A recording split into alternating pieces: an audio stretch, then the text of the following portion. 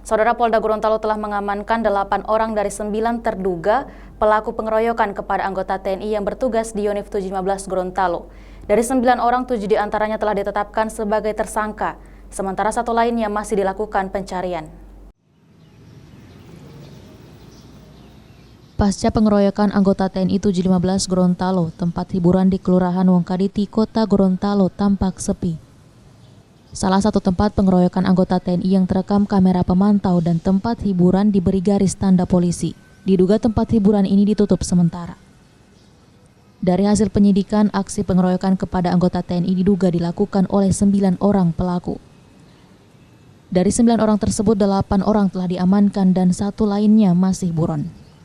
Selain itu, polisi juga telah menetapkan tersangka kepada 7 orang pelaku dan telah dilakukan penahanan kepada 6 orang. Sementara 1 diantaranya masih dalam perawatan medis.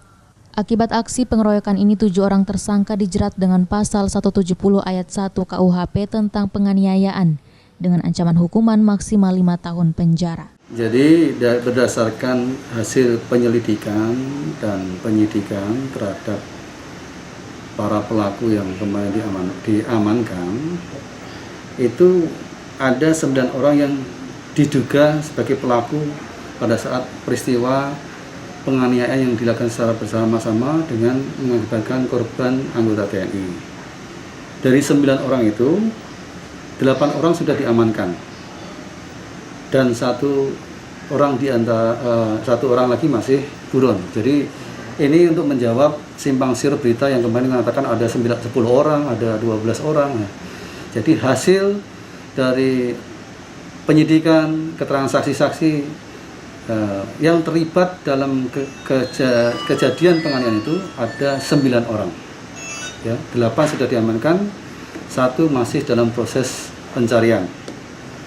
Dari 8 orang yang diamankan, ini 7 orang sudah ditetapkan sebagai tersangka.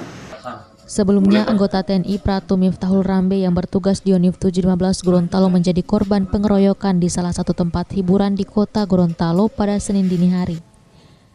Aksi pengeroyokan ini terekam kamera pemantau. Akibat pengeroyokan ini, korban mengalami luka di bagian kepala, diduga akibat hantaman benda tumpul. Muhammad Kaida, Kompas TV Gorontalo.